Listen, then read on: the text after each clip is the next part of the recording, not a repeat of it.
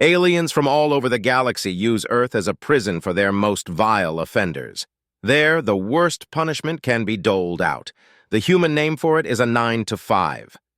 In an otherwise extremely insignificant part of the galaxy where no great species have any valuable colonies, a place where the primary population seems to consist of outcasts, pirates, smugglers, and other scum, there is a system that even those vile and chaotic individuals avoid. It has more planets than average, but otherwise it is a fairly common system. Could even be considered scenic from a point of view. But the third planet is inhabited, and generally it is considered that the planet's population is moderately to severely insane, as many of them willingly expose themselves to conditions that under most interstellar systems of law are considered barbarous and extremely cruel. Even the bloodlords of the Aratzar hive worlds consider the inhabitants of Sol 3 to be sadistic and masochistic to an unhealthy degree.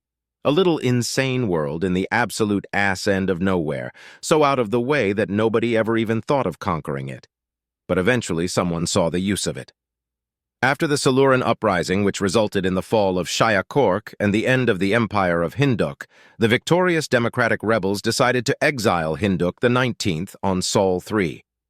Bereft of his power and influence, he was forced to become a bureaucrat in the local nation of Kemet, where he spent his life approving housing extensions, minor pyramid building, and obelisk maintenance. Working 9 to 5, what a way to make a living. Other races and nations thought that this was a pretty good idea. So quietly, over the years, various tyrants, corrupt officials, mob bosses, and generally those who had committed the vilest of offenses were sent to Sol 3. And there they lived cruel, boring lives. Because sure, the regimes they had been a part of, or the schemes they had concocted, might have been as cruel and miserable as the ones found on Sol 3, but somehow the locals found a way to turn tyranny into tedium. And over the years, as the local power structures became ever more entrenched, the bureaucracy of Sol 3 expanded. Thus, life for these once proud conquerors, murderers with inhibitor chips, and various other criminals weren't even at the top of the planet's hierarchy. One might wonder, why is Sol 3 so boring? Why is everyone so used to a humdrum tedium? Why do criminals prefer the death penalty to Sol 3? Nobody knows, but it is the only world in the universe where anyone would bother to spend 8 hours minimum out of the 24-hour day-night cycle, having meetings, attending courses on proper paperclip recycling, listening to workplace gossip, printing in triple duplicate, and having to write reports about everything.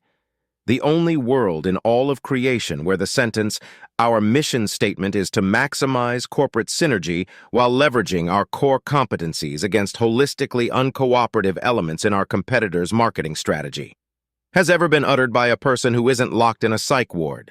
It is the only world where you have middle management, the only world with a bureaucracy that in scope rivals the Intergalactic Republic's bureaucracy, the only world where they convinced people to inhale cancerous smoke in the break time, and the only world where people are dumb enough to think that labor and trade unions are a bad thing, and alien criminals are sent there.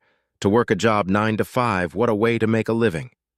While their human spouses cheat with Fred from middle management, and their brains are stressed out with corporate jargon, constant stress, and unreasonable deadlines.